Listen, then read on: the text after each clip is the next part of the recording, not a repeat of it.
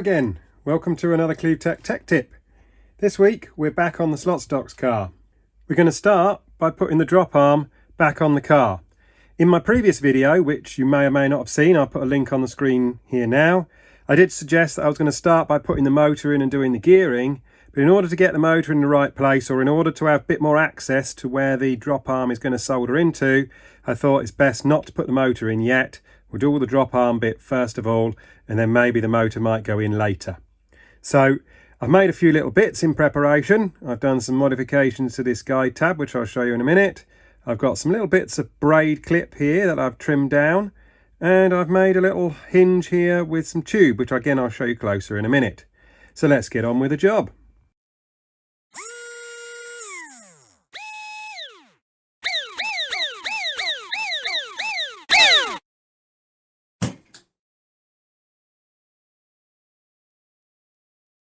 Just to show you the guide tab that I've modified. This originally, if you remember back to a previous video, just sort of came round and was just a smooth shape. And what that meant is as the guide turned, the guide sort of stopped about there. Now, that's not a very good angle for the guide to be at. These slot stox tracks, say, can be quite tight on some of the corners, and the back end of the car moves around a lot. So you do need quite a bit of guide movement in the car. So by trimming the guide tab further round, I've also trimmed it so that the guide can stop on the guide tab as well. So it acts as a bit of a stop to stop punching or damaging the back of the guide as well. So the guide can turn nicely, quite a lot of angle both ways, like that and like that. So you can get quite a lot of movement on the car. So that's the first sort of modification I've done in preparation. Second modification, here we are. This is the little tube for the drop arm. Now, I've actually made this piece in two parts. So you can see I've made these as little L-shaped bits of piano wire that fit into there, like that. And then again, that's another separate piece there, rather than trying to do it all in one piece. Because when you try and put a piece of piano wire through a tube and then bend it one end and bend it the other end, you might find that the tube can then move around like this and wobble too much, and we don't want the drop arm to be too wobbly. Whereas by splitting this little piece that goes across here, then you allow your tube a little bit more sort of freedom of movement, and it makes it easier to bend it at each end here and here. So that just leaves these braid clips. What are the braid clips for? Well, they're going to be used for a little bit of reinforcement over the joints where I'm going to be soldering the drop arm onto. So you can see me use those in a minute. So my first job is going to be to solder this piece of tube to the drop arm. So I've got my soldering iron on. I've got it to a nice temperature. So I'm going to add a little bit of flux. This is Lucky Bob's acid flux. I'll put a link of where you can get it from in the description. I buy mine from Dave Harvey at 101. So I can put a little bit of flux on here, like that. My soldering iron is just about to be warm. I've got my standard 60-40 electrician solder. Soldering iron is nice and hot, around about 460 degrees. Apply a little bit of solder to there. Then I can heat it up. We can go along like that. A little bit more flux. Now, so the solder's just taken, so I'm now going to apply a bit more heat and let that flow nicely through the joint. I'm probably going to turn it over, make sure there's a bit of flux on the back as well. We don't want that piece of tube falling off of our drop arm, do we? Like that. So now it's tacked in place. I'm going to hold it with a pair of pliers just at the tip, and I'm going to heat it up at one end like this, and see the solder flowing. Heat it up at the other end, see the solder flowing like that. Can turn it over and we're left with a nice solder joint. And I'm just going to clean that up and I'll be back. So there we are, Don't know what that cut in the drop arm was for at some point in the past. That's been done. But we have a nice solder joint. It hasn't gone down into the tube. I didn't put so much flux on that all the solder flowed down into the tube. So my little angled brackets, which are here, or my little hinge pieces, they go in nicely and they still move like this. So I should be able to tin these little bits here, again give them a coat of solder. So I'm going to coat both of those in solder, and then I should be able to solder them into the chassis. So my little hinge pieces are tinned. I'm going to put them into the drop arm, but I'm going to put a little dab of oil where they go into the hinge. That's not just to make them move nicely, although that does help, but it's also to stop any solder from running into that hinge and soldering up the hinges, which I don't want to do. So a blob of oil on there, on each one. Then that should sit nicely, get it the right way round, in there. Now, you might be asking, why did I hold this drop arm in a pair of pliers when I soldered this on? Well, when you're soldering onto a great big surface block like this, it absorbs a lot of heat. So if I were to stay there with my soldering iron like this, trying to solder it along like that, then I could be there a long time because I'm also heating up the block as well.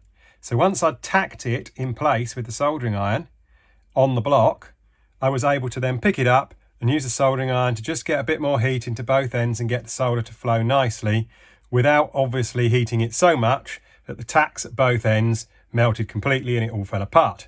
So that's a nice technique if you're soldering some big slabs of material, is to try and remove them from any heat sapping material. Another technique, or another little tip, is I've also seen people use some smaller chassis building blocks, and what you can do is you can put your chassis building block actually in the oven first and warm it up a little bit, and then if you're soldering onto a warm block, you don't lose as much heat when you're soldering heavy sort of brass items. So let's get this drop arm soldered in. So I'm going to make sure I line it up here. Can't really see it perfectly from this angle without putting my head over the camera, but I'll check it in a minute, but I think that's fairly close. So I'm going to put again some flux on one of the joints like that. My soldering iron, a little bit cooler this time because I'm not going to do great big blobs of brass and I don't want to be burning the tip out. So I've turned it down to about 410 degrees this time. So am I happy that that's all going to be in the right place? I think so. Hold that where I want it. And we can tack that in and see what it looks like. Just tack that in place. How does that look? Not too bad. I think that's pretty reasonable. So the shape of the drop arm doesn't perfectly match the shape of the cutout, but you know, as I say, this is an old car. It's seen a lot of use, this one. So I'm now going to solder the other side.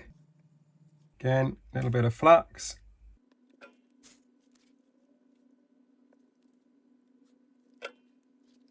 So both sides are now soldered, drop arms moved. I can make that move a little bit more freely in a minute. I'll show you close up.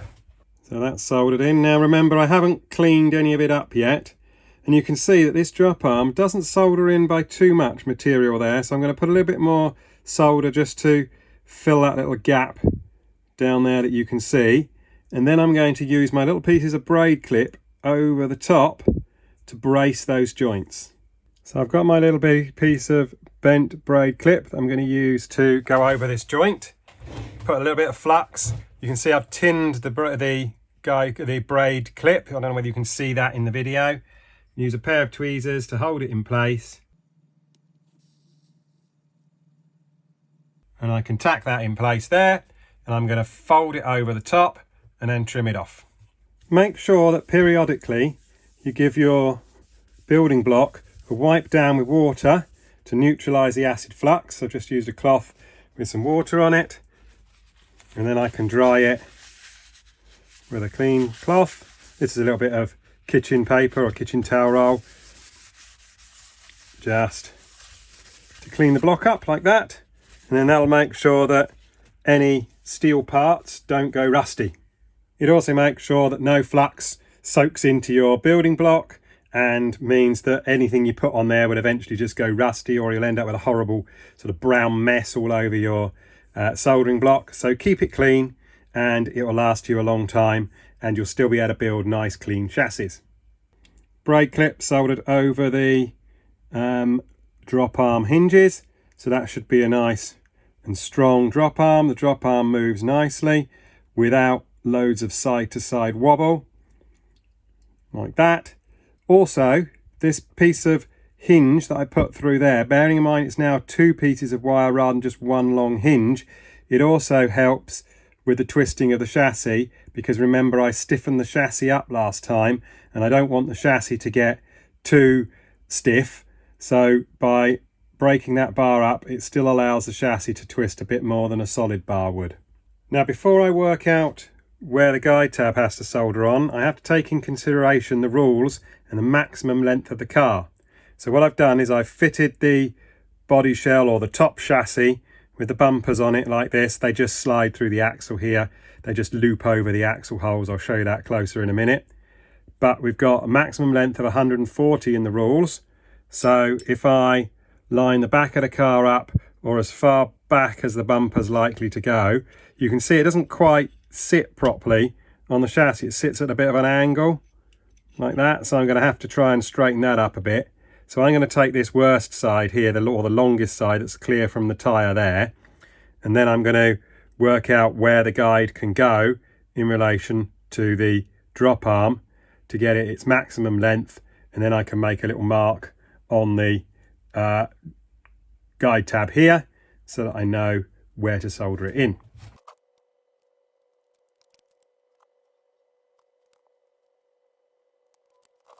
So here we are, just to show you up close how the rear part of the top chassis fits on. It just literally hooks over the axle like that, so you can see it's wobbling on the axle. But the issue is where these hooks are, they're not straight. So you can see that when I put that into there and I move the whole thing back and rest it against both sides, the back of the chassis is not straight. So that's just going to be another job that I have to do. So I made a little mark on the chassis rail here of where the back of the guide tab can come to and still be within length. So you notice it probably was soldered here, and that's probably why it broke off originally, because I'd moved it to make the car longer and hadn't got a very big solder area. So now I know I can move this little spacer plate that's on the drop arm forward a little bit to this mark and then solder the guide tab on top. A few moments later. So there we have it. Guide tab soldered on. Drop arm moves nicely. What are we going to do next? Well, next up, I'm going to put this outer pan section onto the car.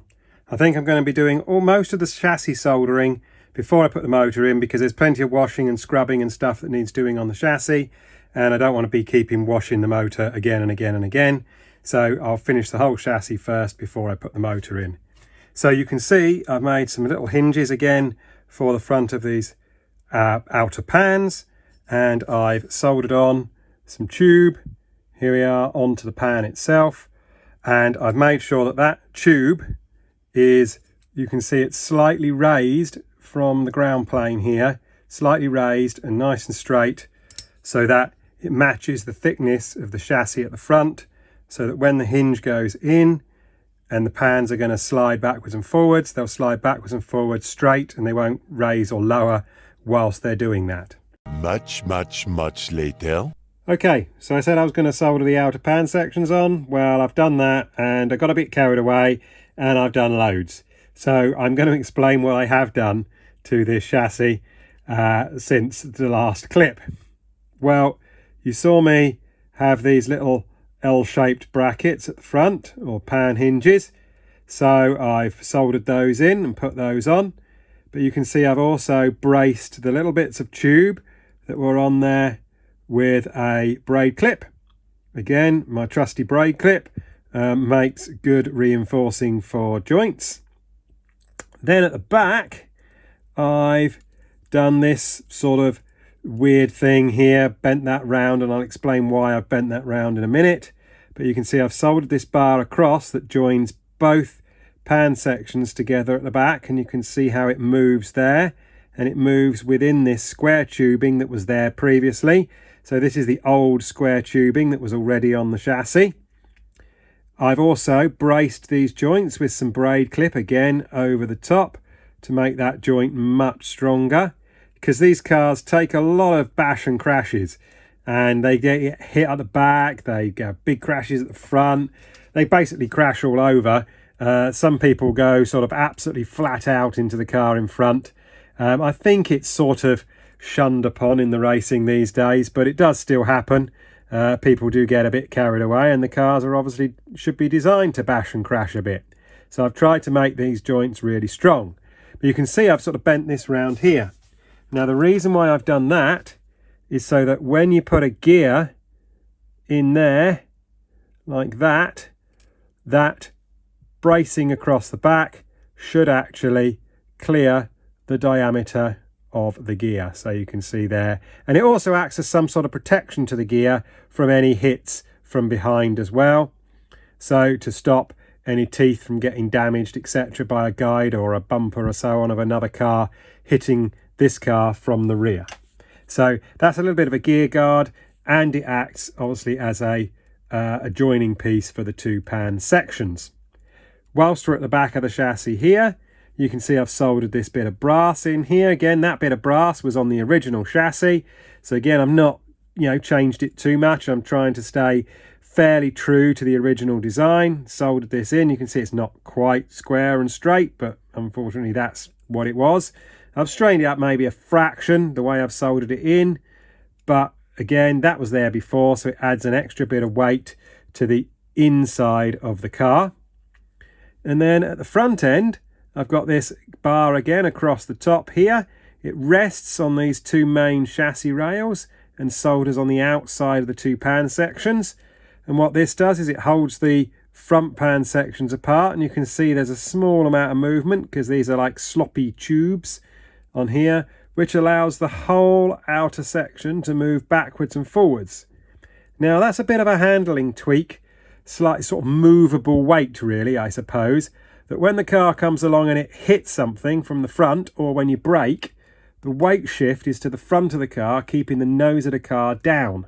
But when you accelerate along a straight, the weight goes towards the rear of the car and keeps the rear tyres on the track and gives you more grip at the rear of the car. So slightly movable pan sections like this help with the grip of the car. And then there's one more thing, obviously, well, a couple more things. You can see again, I've braced these joints with some brass shim over the top. I haven't used braid clip this time. I've used some brass shim. It's slightly thinner than braid clip to get over this quite thin wire that I've used. So again, all that's braced up. And again, I've soldered this little piece of tube here to the crossbar, and that acts as a stop for the drop arm. So the drop arm can't raise too high. So again, that's easily adjustable. I can set this up on a block, and I can just reheat that and adjust the height of the drop arm to get the guide height right with the front wheels. But that's again another job that I'm going to do later. So I've done quite a lot on this, and this part of the chassis is pretty nearly done now. So what have I got left to do? Well, obviously I've got the motors put in. I've got some bracing to do across the top here of these pillar blocks to give them a bit more strength from the bash and crash of racing. I've obviously got to modify these little hooks here on the top chassis so that sits nice and straight on the car and doesn't sort of sit at an angle. So I've got to modify those. I've got obviously the motor put in with the correct gearing and get a nice gear mesh with a nice spur gear on it. And then I've obviously got the front axle to put on and get the whole car set up and make sure that the clearance at the front is right and the guide height setting is right for most of the tracks. So I've still got a fair bit to do of this, a fair bit of setup. I've also got all the weight to put back on it, and I've got a good idea where most of the weight needs to go from racing I've done in the past. There are some key things to take out of this tech tip that I've covered in today's video. Things like using sort of braid clip and shim to reinforce joints.